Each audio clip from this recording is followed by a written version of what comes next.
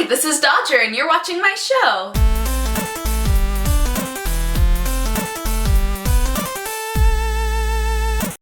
Oh my god, AJ from Game Tease was doing a live stream of painting me in Photoshop in the same way that she did Nilesy with like a cat and the shadowy features and everything, and it looked so cool. I watched like the whole thing. I noticed in chat that a lot of people were wondering what company she's from or where she works, so I'm going to link you in the description because a bunch of her prints are on there and they make shirts and mugs and all sorts of things, and I know I've promoted them before, but I just like, they're amazing.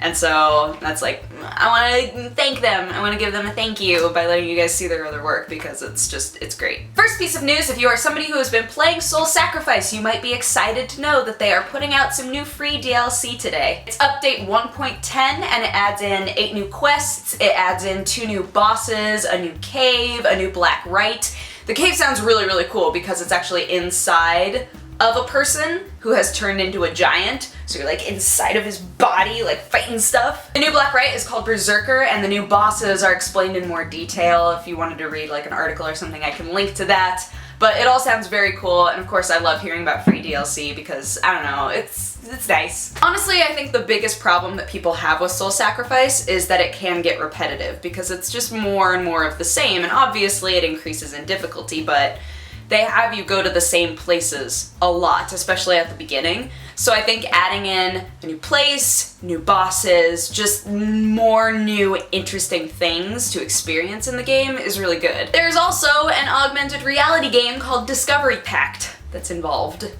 So that's a thing. If you are heavily invested in Diablo 3's lore and universe, perhaps you remember the Book of Cain when that came out, which was kind of a telling of the thoughts and writings of Deckard Cain. Now they are putting out another book called the Book of Tyrael. The Book of Tyrael is basically just a collection of the Archangel's thoughts throughout, and there are going to be never before heard or seen secrets involved in there, so if you're a lore nerd, maybe you're interested in that. Lots of new art, just cool things. The Book of Tyrael will be released on October 1st for $40, but if you never got to read the Book of Cain and you're interested in reading that, it is now at like $24 on Amazon at least, so that's something that you could check out for cheaper earlier. A rumor has been going around that was just confirmed by Sony that the PS4 will make remote play mandatory for all of their games. So this means if you have a Vita, which I'm so excited that I just recently bought a Vita, even though I'm addicted to Persona 4 and it's ruining my life, but if you have a Vita, you will be able to play any of your PS4 games that don't require a peripheral. Like,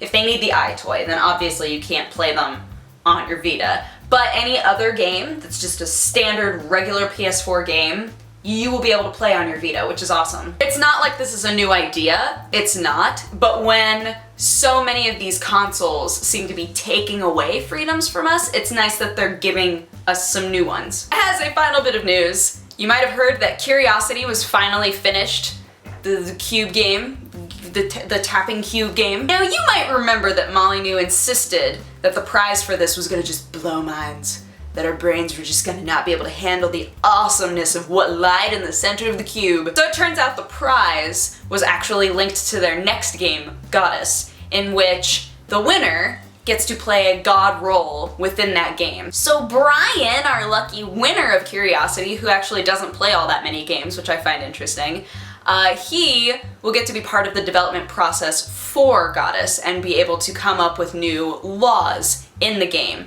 And they made it very clear, Molyneux specifically made it very clear, that it's not like he has total control, it's not like he can do things that throw the entire game out of balance or just mess everything up, but he can come to the team and say, hey, can we make this happen? And if they can make it happen, they will. Now the key that I think is interesting is that he will eventually be overthrown. He is not going to be in that sort of god place within this game forever. There's going to be somebody who will overthrow him and take his spot, which I find very interesting. I know a lot of people are like, man, this is lame, this is really dumb. Honestly, I think that there are far more people who are really curious what Goddess is going to be like now. I'm not about to say that Molyneux planned all this from the beginning.